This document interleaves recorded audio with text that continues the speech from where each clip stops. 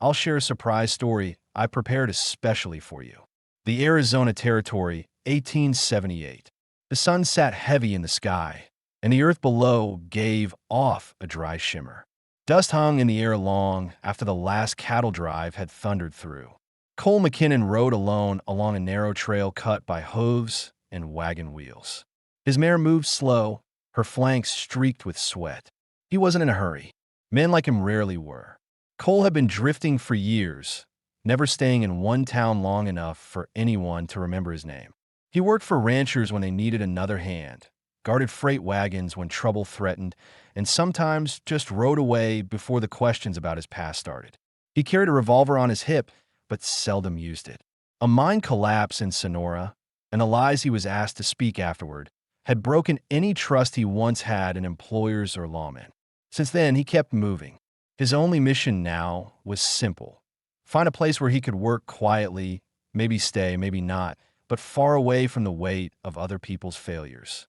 It was near a dry arroyo that he noticed something unusual: hoofprints scattered, broken brush, and the torn edge of leather caught on mesquite. He dismounted and studied the ground, his mind sharp despite the exhaustion in his body. Someone had run, and not long ago. He tightened his jaw. Trouble was common in the borderlands. Still, leaving someone to bleed out under the Arizona sun wasn't something he could pass by. He followed the signs down into the arroyo and saw her. The woman sat against the slope, one hand clamped over her shoulder. Blood had dried down her sleeve, dark against her skin. Her eyes tracked him with sharp suspicion, ready to fight even though her body told him she didn't have much left to give. She wasn't just wounded. She was cornered inside herself, balancing between pride and fear. Cole raised his hands a little, showing them empty. "I'm not here to take anything." His voice came low, calm. Her breathing quickened, but she didn't flinch. "Stay back." Her English carried the hard rhythm of an Apache tongue, clear but edged. He nodded once. No sudden moves. From his saddlebag, he pulled a strip of cloth he used for tying gear, clean enough to press against a wound. He sat on a flat stone between them and stepped back. His heartbeat stayed steady, but inside he weighed his choices. He could walk away. She might die. If he stayed, she might turn on him later. Still, his gut told him to stay. For a long moment, she stared at the cloth as if it were a trap. Then she reached out, grabbed it with her good hand, and pressed it against her wound. She kept her eyes on him while she did it. "My name's Cole," he said, breaking the silence without pushing it too far. She swallowed, her jaw tense. Nalin. The name carried more weight than a greeting. It told him she was willing to let him know who she was, if only a little. He didn't thank her or smile. He just nodded. Respect was steadier than kindness in places like this. The sky was fading toward evening, and Cole knew night in the open desert brought a different kind of danger. Cold winds, predators, or men who followed trails like vultures. He studied the arroyo. Its bends and walls would hide a fire from prying eyes. He motioned toward the shaded cut, his expression steady. "We'll set camp there," he said. Nalin narrowed her eyes, testing him, but after a pause, she gave a short nod. She didn't trust him, not yet, but she didn't tell him to leave either. That was enough. Cole led the mare into the arroyo, the animal's hooves crunching over gravel. As he worked, his thoughts lingered on her distrust, the wound on her arm, and the way she refused to break even when she looked ready to fall over. A woman like that didn't survive this long by luck. He wondered who had left her like this and why. She wondered what kind of man chose to stop and help when most would have ridden past. For now, both kept their questions to themselves. Survival came first. The fire burned low in the arroyo, the flames hidden behind a half circle of rocks, so no one could spot the glow from the ridge above. Cole crouched beside it, his hands steady as he boiled water in a dented tin cup.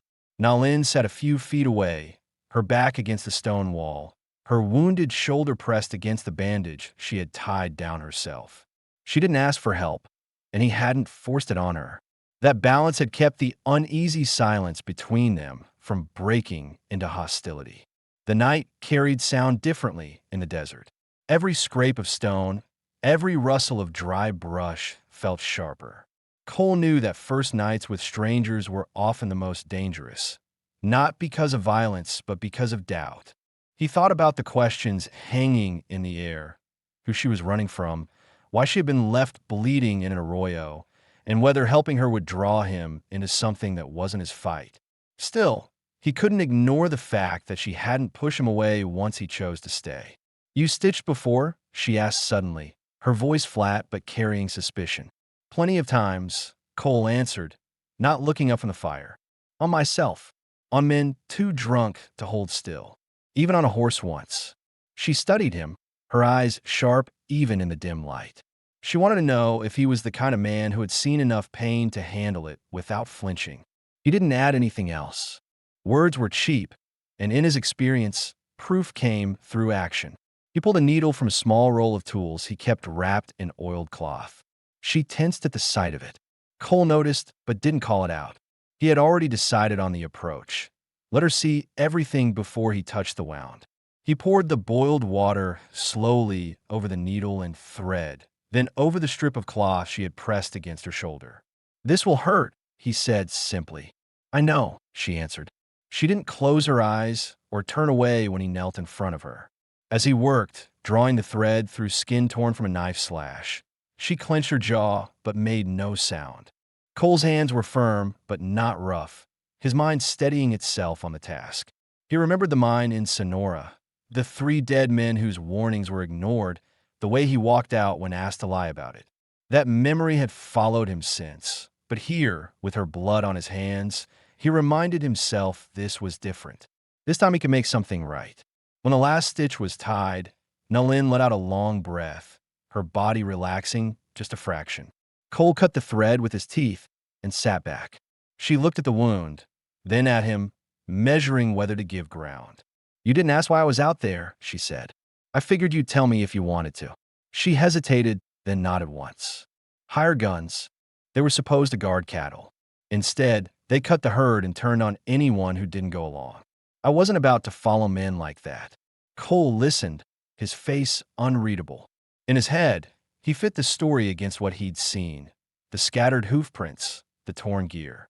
It lined up, but he also knew there was more she hadn't said. He didn't press. "They'll circle back," he said. "Men who steal cattle don't leave witnesses if they can help it." Her expression tightened, but she didn't argue. She knew it as well as he did. Cole poured the last of the boiled water into a tin and passed it to her. "Drink. Tomorrow we move at first light." She took it, drank slowly, then set the tin down beside her boot. "Why help me?" Cole looked at her directly, his voice even. "Because leaving you there would have been the same as finishing the job for them. I've done enough standing by in my life." For the first time since they met, her eyes softened, not with trust, but with recognition. She understood the cost behind his words, just as he understood the stubborn pride that kept her sitting upright despite the pain. The fire burned lower, and the desert night pressed colder. Cole pulled his bedroll tighter around his shoulders. Nalin shifted but didn't lie down. Both kept watch, each pretending they didn't notice the other doing the same. In silence, they acknowledged the truth neither of them wanted to say out loud. Tomorrow, survival would depend not on whether they liked each other, but on whether they could trust each other enough to keep walking. The first light broke over the ridges with a pale wash of gray, and the arroyo walls caught the chill of dawn before the heat returned. Cole was already on his feet, rolling his bedroll tight and checking the mare's hooves for stones. He moved with the quiet efficiency of someone who had repeated the same tasks for years, never wasting motion. Nalin watched him while tying her bandage tighter, her face drawn but steady. The stitched wound pulled when she lifted her arm, yet she refused to show strain. Cole handed her a strip of jerky from his saddlebag. "Not much, but it'll keep you moving." She accepted it with a nod, chewing slowly, the toughness of the meat testing her patience. Her stomach tightened with hunger, but she kept her focus on the trail ahead. Cole's plan was clear: move east, keep away from the open flats where riders could spot them, and follow dry stream beds where water might still hide under the sand. The silence between them carried weight. Nalin broke it first. "You didn't ask where I was going." Cole adjusted the cinched strap on the mare before answering. Doesn't matter if we don't survive the next stretch. She studied him, trying to decide if that answer meant he didn't care or if he was simply practical. Either way, it told her something about him. He wasn't looking for stories, only for the next mile. But inside, she still felt the pressure of her own unanswered questions. Why did this drifter choose to stop and help? What did he gain from carrying another person's burden in a land where most men looked the other way? They walked instead of riding to give the mare rest. Cole set the pace, steady but not cruel, keeping in mind the drag of her injury. The land stretched open and harsh, scattered with mesquite and rock, every sound traveling farther than it should. Nalin's senses sharpened. Each time the wind shifted, she listened for horses. Each time the horizon shimmered, she expected riders to appear. By mid-morning, they came across a busted chuck box, half sunk in the sand, the lid cracked open from being thrown or dropped. The remains of drive were scattered around it. Beans, lard, a sack of flour torn and half ruined. Cole crouched and sifted through the debris, setting aside what was salvageable. He found 2 hard biscuits under a layer of grit. He brushed them clean on his sleeve before handing one to Nalin. She didn't take it right away. "Why give me the first? You'll eat either way," he said plainly. "This way you don't think I'm waiting for you to drop." Her lips tightened, but she accepted the biscuit. She broke it in half, handed a piece back, and ate the rest without a word. For Cole, that was enough. She wasn't softening, but she was beginning to measure fairness in the same terms he did. Later, as they rested in the shade of a low bluff, Nalin spoke again, her voice quieter this time. "I had a brother once. Younger. He didn't survive the last winter. Fever took him." She didn't look at Cole while she said it. She was testing whether he would offer pity, whether he would speak empty comforts. Cole didn't. He took a drink from the canteen, wiped his mouth with the back of his hand, and said, "I'm sorry." The words were few, but they were the kind that carried weight when spoken by a man who rarely wasted breath. Nalin glanced at him, studying the lines of his face, and for the first time she allowed herself to believe that he wasn't hiding cruelty behind his quietness. She didn't thank him, but the silence that followed no longer felt like a wall. As the day stretched hotter, Cole explained his plan to cut toward a half-abandoned line camp he remembered from years back. "If the roof hasn't fallen, it'll give us cover. Stray water trough might have caught something from last rain." Nalin asked, "And if those men track us there?" He looked at her, his eyes steady. "Then we stand where the ground favors us instead of them." It wasn't bravado. It was the calculation of a man who had lived long enough to know how to choose the field. Nalin felt both unease and a strange comfort at his words. The risk was clear, but so was the fact that he wasn't planning to leave her behind. When they rose to move again, the mare snorted softly, her ears twitching. Cole laid a calming hand on her neck. Nalin watched, noting how he handled the animal with the same patience he showed her. No sharpness, no demand, just quiet steadiness. By sundown, the two of them reached the edge of broken fencing that marked the camp Cole had spoken of. The shadows stretched long across the ground. Both felt the tension tighten in their chests. Relief at finding shelter, but also the heavy question of whether this ruin would bring safety or draw danger down on them faster. Neither spoke of it aloud. Both understood that the answer would come soon enough. The line camp stood in front of them as the sun dropped lower, its roof sagging under years of neglect, fence posts leaning like tired men, and the water trough gray with dust. Cole slowed his step and scanned the ground before entering. Tracks told him what he needed to know. No fresh horses, no boots, not in weeks. For now, it was empty. He motioned for Nalin to stay close. She did, though her eyes moved sharply over every detail, searching for the threat he had already measured. Inside the camp, the air was stale but bearable. The bunkhouse door hung crooked, and inside lay the scattered remains of old supplies. A rotted coil of rope, a frying pan warped from heat, a few scraps of canvas torn at the edges. Cole searched with the calm patience of a man used to salvaging what others left behind. Nalin kept her distance, but her hand tightened on the staff she carried. She didn't trust abandoned places any more than he did. Cole found a small tin half buried under debris. When he opened it, the sharp smell of carbolic rose. He set on the table between them. Still good, he said. He didn't add that it might save her from infection if her wound worsened. She already understood. Nalin tried to lift her arm higher, testing the stitches. She winced, though she covered it quickly. Cole noticed, but instead of calling it out, he placed the tin closer to her side and stepped back. She didn't thank him, but when she dabbed the wound with a strip of cloth, her jaw tightened and her breath came hard. She made no sound, and he respected her for that. When the worst of the sting passed, she asked, "Why come here? Why not keep moving toward town?" Her voice carried both suspicion and a need to know whether this man truly had a plan. "Town's too open," Cole answered. "Sheriff might be in someone's pocket. Word of a wounded Apache woman spreads faster than fire. Here, no one bothers. We can hold ground, and we can see trouble before it comes." Her expression shifted slightly. She hadn't expected him to speak so directly about her being Apache. Most men either spat the word or avoided it. He said it without edge, as if it were no more than the truth. She gave a small nod, almost an acknowledgement that he'd seen her clearly for what she was and hadn't turned away. They spent the late afternoon repairing what they could. Cole dragged brush to stack against the windward wall and tied a canvas scrap over a gap in the roof. Nalin cleared the floor of old debris and laid stones to mark a small fire pit inside. Her movements were slower now, pain seeping in her muscles, but she refused to stop.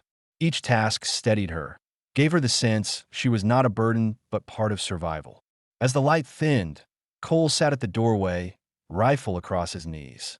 His eyes never left the horizon. Nalin leaned against the inner wall, the staff resting beside her. After a while, she spoke again. "Those men, the hired guns, they won't just take the cattle. They'll look for the people who walked away. They don't like loose ends." "I know," Cole said.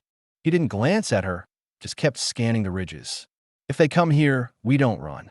This ground works for us, not for them." The words settled between them.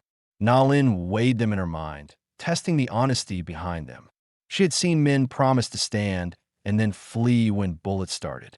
Cole didn't sound like he was making promises. He sounded like a man describing the weather, calm, matter-of-fact certain. That gave her more comfort than any oath would have. The night drew colder, the desert wind slipping through the cracks.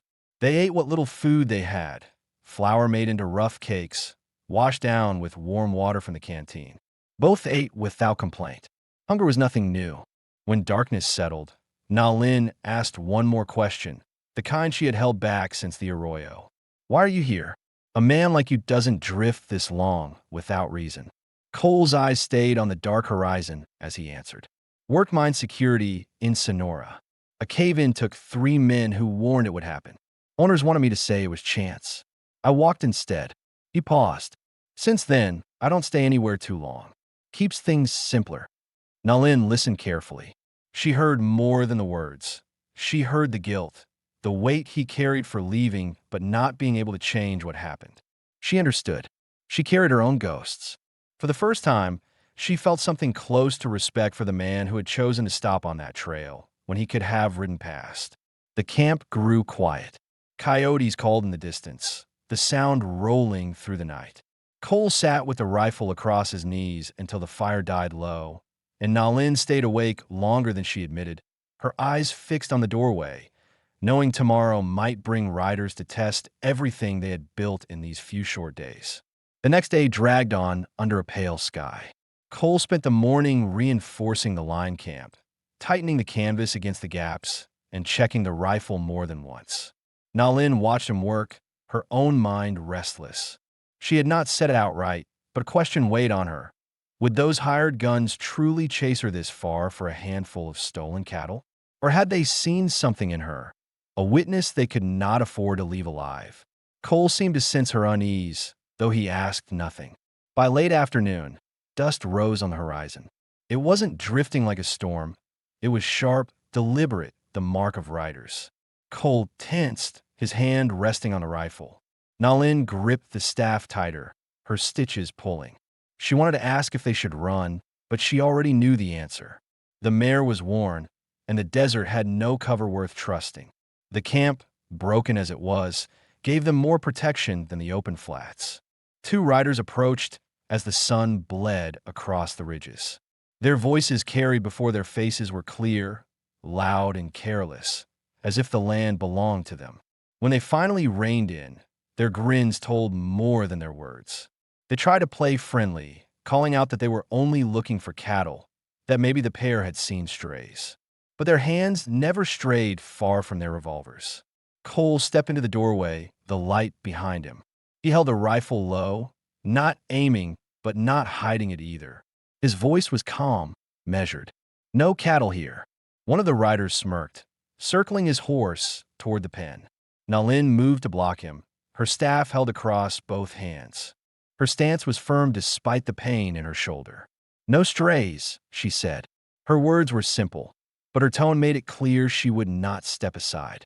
The rider laughed, but there was no humor in it. "Trouble don't care about interest, girl. It just shows up." Cole chambered around. The click cut through the air, louder than any words. His eyes stayed fixed on the man, steady as stone. And sometimes trouble leaves the same way it came. The second rider muttered, shifting in his saddle. Both men read the warning for what it was. Neither one attested. After a tense pause, they spat curses, turned their horses, and rode off, their dust trail drifting into the evening sky. Nalin let out a breath she hadn't realized she was holding. Her arm trembled slightly from keeping the staff raised. Cole lowered the rifle, but kept it in hand until the dust faded completely. Then he stepped back inside without a word, as if the moment had been nothing more than a chore. When the fire was lit that night, Nalin sat across from him, the glow painting her tired face. "They'll come back," she said, not asking but stating what they both knew. Cole nodded, maybe with more, maybe not. Nalin hesitated before speaking again. "They weren't just after cattle. I left because I wouldn't play their game. They were hired for the herd, but they wanted more, wanted to take it south, sell to whoever paid most. And when I said no, they marked me." She looked down at her hand, tightening around the staff. "They don't want me alive because I know what they did." Cole studied her across the fire. It explained what had been left unsaid. The reason for her wound, the reason she was hunted harder than a lost animal. He understood now that by helping her, he had already chosen a side. But he didn't say it out loud. He just nodded once and poured coffee in her tin cup. She accepted it, drinking slowly. In her chest, fear and relief mixed in equal measure. Fear that the men would return, and relief that she wasn't carrying the truth alone anymore. Cole sat back, the rifle across his lap again. His eyes scanned the night, not because he expected immediate danger, but because vigilance was survival. In his mind, the decision was already made. Whatever storm these men carried with them, he would face it alongside her. Running no longer seemed like an option. The fire burned low, and in its glow, the fragile trust between them began to take root, not through promises, but through the simple fact that neither had walked away. The next 2 days passed under a hard sky, the kind that offered no mercy and no distraction. Cole and Nalin worked without speaking much, each carrying the same thought. The riders would return, and when they did, they would not come alone. That silence wasn't emptiness. It was the weight of preparation. At first light, Cole led the mare along the dry wash, searching for water. Nalin followed, her shoulders stiff but healing, her staff now more tool than weapon. They dug into damp sand until a trickle seeped through. Cole filled the canteen slowly, his movements deliberate. "Enough to keep us steady," he said. Nalin nodded, crouching beside him to scoop water with her hand. She thought of her brother then, how he hadn't survived the last winter because water froze solid and food ran out. She swallowed hard, not just the water but the memory. Cole noticed the shift in her expression but let it pass. He knew grief when he saw it, and he knew some things didn't need words. Back at the line camp, they gathered what little the place offered. Cole cut fibers from yucca stalks and twisted them into rope. Nalin worked the pan back into shape by hammering it flat against a rock. It wasn't pretty, but it could still cook beans or hold water. Each small repair carried weight, proof that they weren't just hiding. They were building something worth defending. That night, as the fire burned low, Nalin finally asked what had pressed on her since the day in the arroyo. Why did you really stop for me? Men out here pass the wounded all the time. Sometimes they make it quick. Sometimes they don't bother looking twice. Cole stared into the flames before answering. Because I've done enough standing by. Men died in Sonora when no one listened. I didn't lie for the boss, but I didn't stop it either. Walking away didn't fix it. I'm not making that mistake again. His voice stayed calm, but his jaw tightened as the words left him. Nalin studied him for a long moment. She had expected excuses or deflection. Instead, he gave her the truth, plain and heavy. It made her chest tighten in a way that felt both painful and steadying. For the first time, she believed that he wasn't waiting for the right moment to abandon her. The next morning, Cole walked the ridgeline while Nalin cooked flour cakes over the fire. He returned with news, tracks, for maybe 5 riders had passed within a mile. Their direction wasn't clear, but the sign was fresh. Nalin's pulse quickened. They're circling. Most likely, Cole said. He crouched, drawing lines in the dirt with a stick, angles of approach, blind spots, places where gunmen might try to flank. Nalin watched, realizing he wasn't just drifting through life. He carried knowledge earned through hard lessons, the kind that kept a man alive. She pointed at one gap. They'll try there first. Easier ground.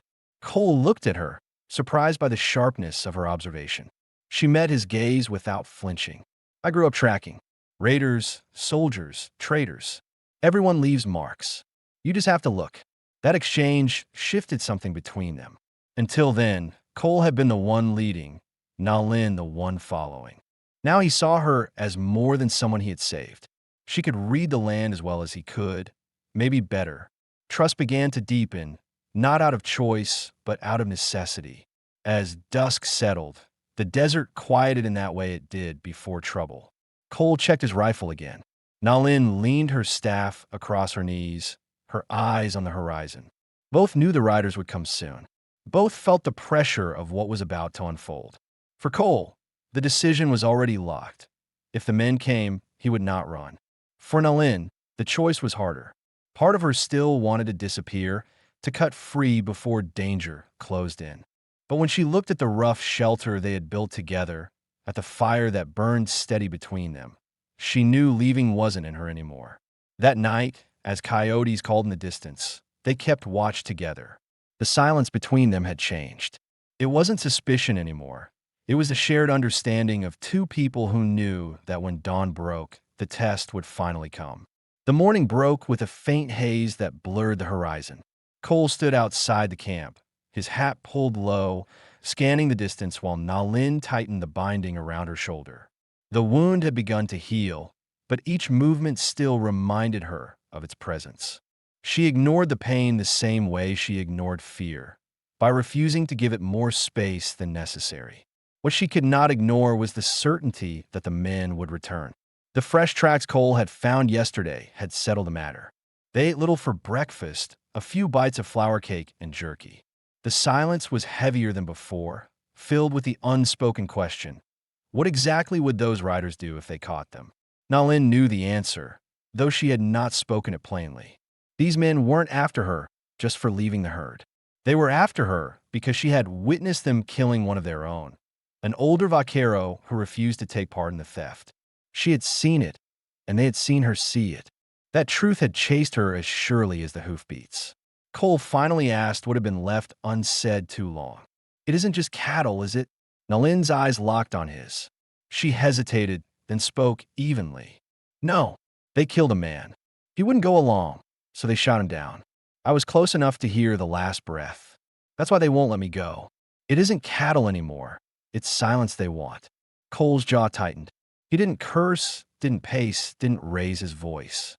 He just accepted it, the way he accepted any hard fact. Then we know what's coming. By noon, the sky cleared enough for the dust of riders to show on the southern ridge. This time it wasn't 2. Cole counted at least 5. He led Nalin back inside the camp, motioning her to stay low. He positioned himself at the doorway with the rifle steady across the sill. His breathing stayed controlled, but inside he was calculating distances, timing, how many shots he could place before they closed the gap. The riders approached at a slower pace than before. They weren't pretending now. They knew who they were after, and they knew she was here. One of them called out, voice sharp, carrying over the empty land. "We ain't here for you, Drifter. Hand over the girl, and you can ride out free. She's marked herself. You don't need to bleed for her." Nalin's face hardened, her grip on the staff tightening. She waited for Cole's response, bracing for the possibility that he might choose the easier road. Instead, Cole shifted the rifle, his tone calm and final. "You rode this far. If you want her, you'll have to take her over me." The riders muttered among themselves. They had expected fear, bargaining, maybe even betrayal. They hadn't expected a man like him to tie himself to her fight. Gunfire broke first from the ridge. Cole answered with a clean shot that struck the dirt in front of their lead rider, a warning placed close enough to rattle the horse. Nalin moved to cover the sidewall, watching for anyone trying to circle. Her shoulder screamed with every motion, but she steadied herself. She would not sit idle while he fought. The exchange lasted only minutes, but in the desert, minutes stretched long. The riders probed, fired, pulled back, tested for weakness. Cole kept his shots measured, never wasting a round. Each time one of the men tried to press closer, the crack of his rifle forced them back. Finally, one rider cursed loud enough for all to hear. "Not worth it. She's as good as dead out here anyway." They turned their horses, retreating with a trail of dust. Whether they would stay gone or regroup later was unclear, but for the moment, the camp was safe. When the silence returned, Nalin lowered the staff, her arm trembling from the strain. She leaned against the wall, chest heaving. Cole reloaded the rifle slowly, his face still steady, though the tension in his shoulders showed the weight of the moment. She looked at him then, voice raw but steady. "You didn't have to do that. You could have walked away." Cole met her eyes. Walking away never fixed anything. For the first time since they had met, her expression softened, not from relief, but from something deeper, recognition that she wasn't alone anymore. She had found someone who would stand, not because he owed her, but because he chose to. That night, as the fire flickered low and the camp settled into silence, the bond between them felt different. It wasn't survival stitched together by chance anymore. It was trust, hard-earned and real, forged under gunfire. The next morning brought a silence that felt heavier than the gunfire from the day before. Cole stood at the ridge above the line camp, scanning for dust, his rifle slung but ready. The riders had pulled back, but he knew men like that rarely gave up after one failed attempt. Nalin joined him, her arm bound tight with fresh cloth. She didn't need to ask what he was looking for. The same thought weighed on her as well. They returned to the camp where the mare stood tethered, restless from the smell of smoke and powder that still lingered. Nalin placed a calming hand on the animal's neck. "If they bring more, this place won't hold," she said. Cole nodded. "Then we don't wait for them to choose the ground." His tone was calm, but in his mind he was already mapping the land, thinking about escape routes, choke points, and where they could vanish without leaving a clean trail. They gathered what little they had: flour, jerky, the salvage pan, the carbolic tin, and a half-empty canteen. Cole packed them tight while Nalin watched, her brow furrowed. "Where would we go?" "Any town close enough. They'll hear about me before we get there." Word spreads faster than dust. He stopped and looked at her. "There's a canyon east of here. Narrow walls, spring water if it hasn't dried. I've used it before to ride out storms. A man, or two, could vanish there for weeks." She hesitated. Part of her wanted to keep moving, never stopping long enough for danger to catch her. But another part was tired of running. She weighed the choice silently, then gave a short nod. "Show me." They set out at first light. The desert stretched before them, harsh but steady, its silence broken only by the mare's hooves and the crunch of their boots. Along the way, Cole kept watch for tracks while Nalin scanned the ridges. Each of them carried the same fear, that the men would follow, but neither spoke it aloud. By midday, they reached the canyon. Its walls rose steep and red, cutting a shadow into the land. At the base, salt bush grew thick, and in a shaded pocket, water seeped slow but steady into a shallow pool. Cole crouched and tested it with his hand, then filled the canteen. Good enough. Nalin stood close, studying the place. The canyon offered cover, a defensible position if the riders pressed them again. She felt a small measure of relief, though she kept her guard. "You've hidden here before?" she asked. Cole nodded. "Once. Years back. Outlaws came after a pay wagon. I walked away when they started shooting each other. Hid here until the noise died." His words carried no pride, only the plain truth. She heard the story for what it was. Another piece of his past that explained why he carried silence heavier than most. That night, under the shelter of the canyon wall, they built a small fire. Nalin chewed a strip of jerky slowly, her eyes catching the glow of the flames. "What happens when they find us again?" she asked. Cole stirred the coals with a stick, his voice steady.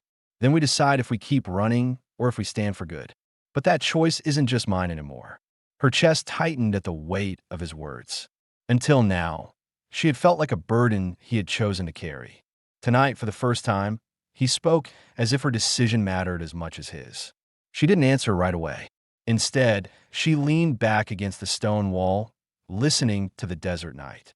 The fear of the riders still sat heavy in her chest, but beside it now was something else, an unfamiliar steadiness that came from knowing she was no longer alone in the fight.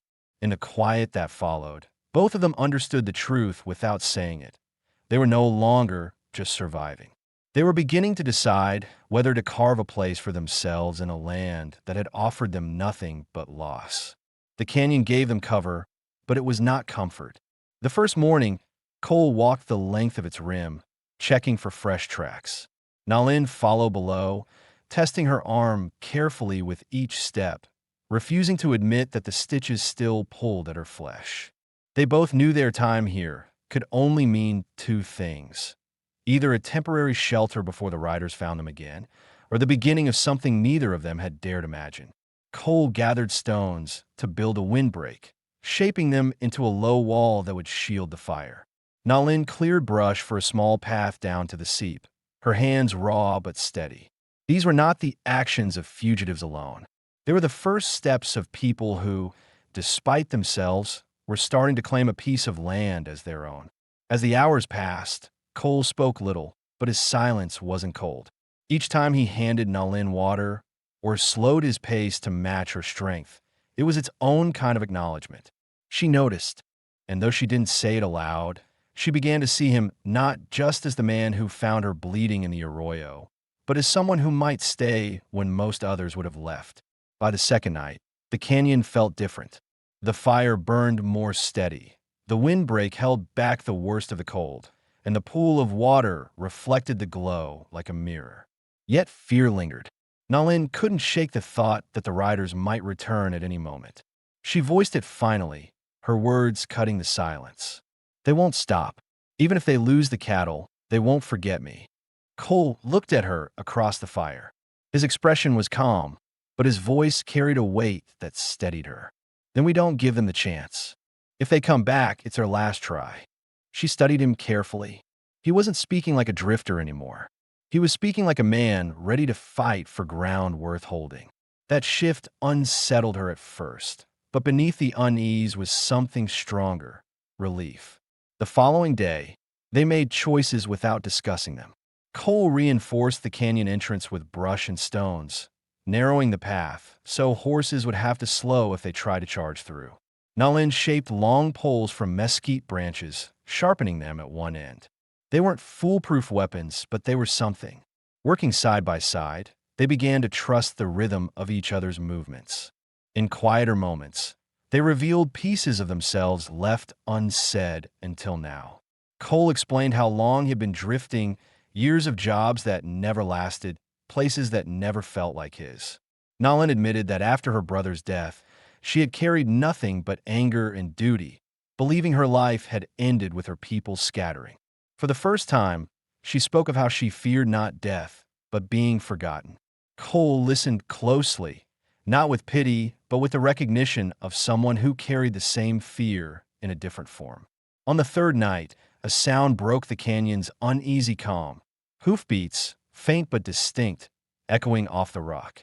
Nalin rose immediately, staff in hand, her heart pounding. Cole crouched low at the rim, rifle steady, his eyes tracking the dust trail that curled into view. 3 riders this time, not 5. They had returned, but in smaller number, maybe testing, maybe desperate. They think we're cornered, Nalin said, her voice tight but controlled. Then let's show them we're not, Cole replied.